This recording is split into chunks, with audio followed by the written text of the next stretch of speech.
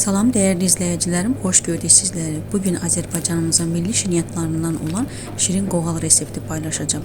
Bu videoda bütün ayrıntıları dəqiqliyi sizlere çatdıracağım ki, asanlıkla pişirə biləsiniz.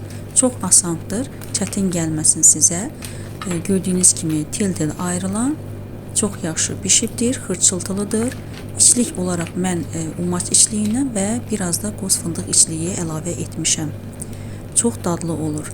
Əgər şirin qoğallarınızın yaxşı alınmasını istəyirsinizsə, o zaman reseptə uyğun olaraq riayət edin. Reseptə bütün ərzaqlarda neçə qram deyilibsə, həmin ərzaqları da o qramda da əlavə edin.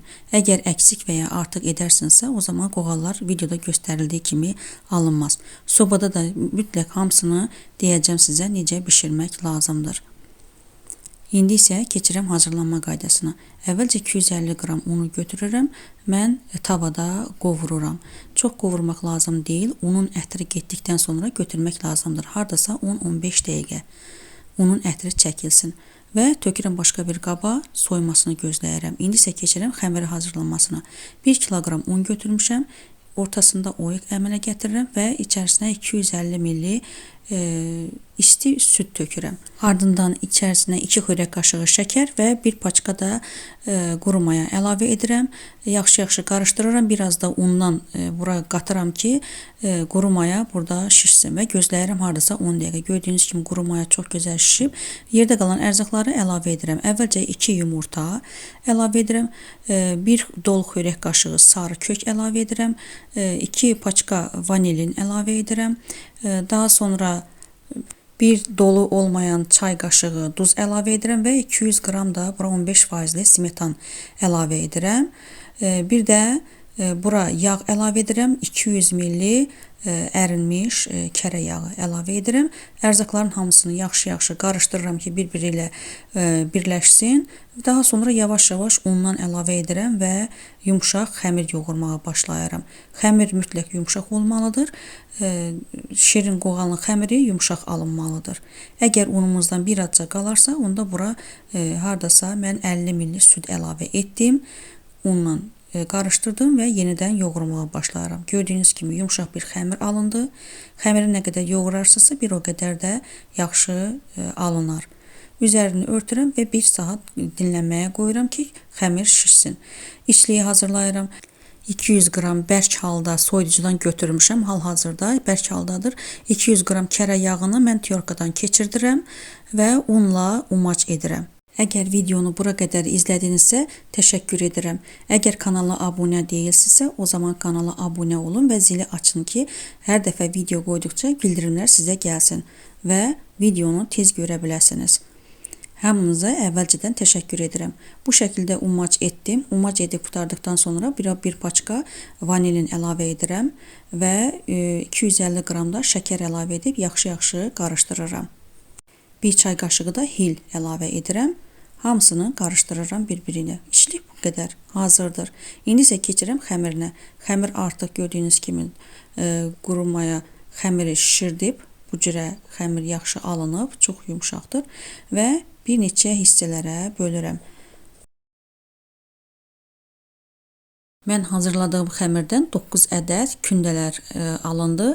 Hər bir kündədə 184, 182, 183 bu qramlarda oldu. Kündələri bu şəkildə etdikdən sonra üzərini salafanla örtürəm. Hardasa 10 dəqiqə gözləyirəm. 10 dəqiqə keçdikdən sonra əvvəlcə mən ən böyük kündədən başladım yaymağa. Kündəni əvvəlcə yaymaq üçün çoxlu un tökmək lazımdır. Undan çox istifadə edin, çünki xəmir çox yumşaq xəmirdir. Undan az istifadə edərsinizsə, o zaman xəmirin yuxası başlayır qırışmağa. Ona görə də undan çox istifadə edin. Amma artıq yağı nazik şəkildə alınana yaxın un əlavə etməyin. Sizə indi göstərəcəm necə nazik şəkildə mən etmişəm. Necə nazik şəkildə alınır. Nə qədər nazik alınarsa, bir o qədər gördüyünüz kimi, baxın nə gözəl nazikdir. Nə qədər nazik alınarsa, bir o qədər də onda yaxşı alınır. Əvvəlcə stolun üzərini mən bitki yağı ilə yağlayıram və xəmiri sərirəm bitki yağının üzərinə. Əvvəlcə kərə yağı ilə yox, bitki yağı ilə yağlamaq lazımdır. Sonraki yuxaların üzərini isə mütləq kərə yağı ilə yağlamaq lazımdır. Mən hardasa 350 qram kərə yağı əritmişəm və həmin kərə yağını da birazca qoyuram sobanın üzərinə ki, isti şəkildə qalsın və şotku vasitəsilə bütün yuxaların üzərini əritdiyim kərə yağı ilə yağlayıram. Hər tərəfini yaxşı-yaxşı bu şəkildə yağlamaq lazımdır.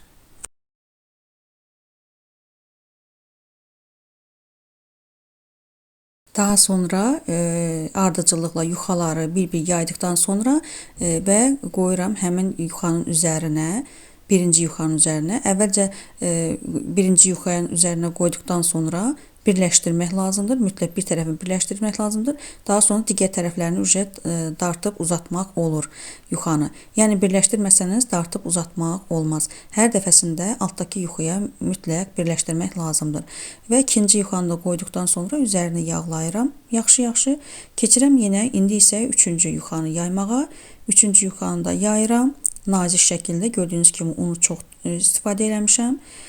Nazik şəkildə edirəm. Onu da yenə həmin bayaqki yuxaların üzərinə qoyuram. Yenə deyirəm, əvvəlcə yapışdırmaq lazımdır bir tərəfini.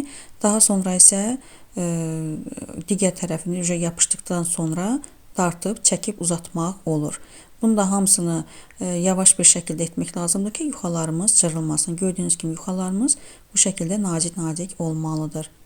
Əgər undan yaxşı istifadə edərsinizsə, onda nazik alınır. Hər dəfəsində də bu şəkildə yağlayırıq. Bu isə axırıncı yuxadır. Artıq məndə 9-cu yuxadır. 9-cu yuxanın, yəni axırıncı yuxanın üzərini yağlamaq lazım deyil.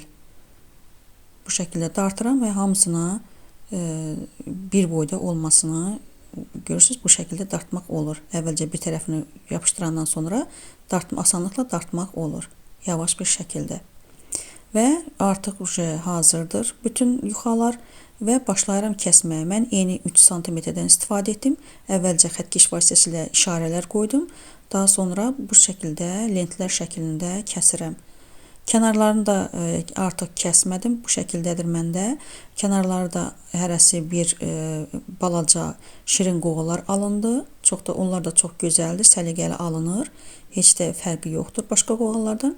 Bu şəkildə hamısını belə kəsirəm. Xəmiri lent şəkildə kəsib qurtardıqdan sonra bu şəkildə başlayıram rulon formasında yığıram. Və rulonu da yığdıqca hər dəfəsində də xəmiri uzatmaq lazım. Darta-darta yığmaq lazımdır. Onda həm səliqəli alınır, yəni qabaq hissədə qırışlar olmur. Görürsünüz, bax darta-darta mən yığıram. Həm də elə yığmaq lazımdır ki, kənarlarda çox kənara çıxmasın. Bu şəkildə edirəm. Səliqəli olmayan tərəfini üst hissəyə qoyuram. Səliqəli olan tərəfini isə alt hissəyə qoyub stolun üzərinə salafan örtürəm. Yəni səliqəli olan tərəfi bizdə yuxarı hissədə duracaqdır. Ona görə də o tərəfini stolun üzərinə qoyuram ki, səliqəli görsənsin. Bu şəkildə etdim hamısını və başlayıram içini doldurmağa. Hardasa 10 dəqiqə gözləyirəm ki, xəmir yumşalsın, rahat işləmək olsun. Daha sonra başlayıram içini doldurmağa. Xəmirlə işlədikdə heç də qorxmayın, bərk şəkildə işləyin. Əvvəlcə ortasını parmağınıza basın ki, ortasında oyuq əmələ gəlməsin, yəni içlik tökülməsin. Və içlikdən də mən hardasa 2 çay qaşığı istifadə edirəm. Nazildə bilərsiniz bu şəkildə və ağzını bu şəkildə bağlayın. Bu şəkildə mən bağlayıram. Gördünüzmü? Və üzərindən basıram. Əlimlə basıram. İndi isə başqa birini edirəm. Bu şəkildə hamısını edirəm. Yəni kənardan qatladığımız hansı ki uc hissəsi, onu orta hissəyə edirik ki, orada oyuq əmələ gəlməsin. Və içərisini bu şəkildə nazikləşdirəndən sonra içərisini içliklə doldururam. Artıq videonun əvvəlində də mən qeyd etmişdim ki, içlik olaraq mən umaç içliyindən və biraz da qoz fındıq içliyi əlavə etmişəm. Belə etdikdə daha gözəl, daha dadlı alınır. Mütləq sınayın, görəcəksiniz ki, dadlı olur. İçliyi qoyduqdan sonra ağzını yaxşı bağlayıram və çöndərirəm. Üz hissəsini bu şəkildə əlimlə üzərindən bu şəkildə basıram, yastılayıram və ortasına balaca bir barmağım vasitəsilə belə edirəm ki, ortası çox qalxmasın, yəni yaxşı bişsin. Yenə həmin şəkildə yerdə qalanların hamısını bu şəkildə edirəm. Hamısını bu şəkildə içini doldurduqdan sonra üzərini örtürəm. Xəmir tam şişənə kimi, tam mayalanana kimi gözləyirəm. Yəni burada səbirli olmaq lazımdır. Nə qədər xəmir şişərsə, mayalanarsa, bir o qədər də bişdikdə tel-tel ayrılar, bir o qədər də qəşəng köpər. Bu şəkildə hamısını üzərindən əlim vasitəsilə yastılayıram və barmağımla ortasına bu şəkildə basıram ki, yaxşı alınsın. Mən hardasa 40-45 dəqiqə gözlədim. Gördüyünüz kimi xəmir çox gözəl şişibdir və üzərinə yumurta sarısının üzərinə mən bir azca sarı kök əlavə etdim. Bir də bir xörək qaşığı da duru yağ əlavə etdim. Yaxşı-yaxşı qarışdırıram. Qatı şəkildə olur və şirin qoğalların üzərinə, hər tərəfinə, kənarlarına dahil olmaq şərti ilə hər tərəfinə çəkirəm. Bu şəkildə hər tərəfinə çəkirəm. Yumurta sarısını çəkib qurtardıqdan sonra üzərinə kunjutla zirə otu qarışığı tökürəm üzərinə yaxşı görünməsi üçün və göndərirəm sobaya. Əvvəlcə mən 10 dəqiqə 165 dərəcədə bişirdim. Daha sonra isə 170 dərəcədə konveksiya yolu ilə sobada bişirdim. Mütləq konveksiya rejimini qoşmaq lazımdır. Əgər qoşmazsınızsa, o zaman həmin bu şirin qoğallar belə bu şəkildə xırçıltılı olmaz. Yəni konveksiya rejimi qoğalların xırçıltılı olmasını kömək edir. Videonun əvvəlində də dediyim kimi tel-tel ayrılan dadlı bir şorqoğal alındı. Resept çox gözəl reseptdir. Mütləq bişirin. İzlədiyinizə görə təşəkkür edirəm.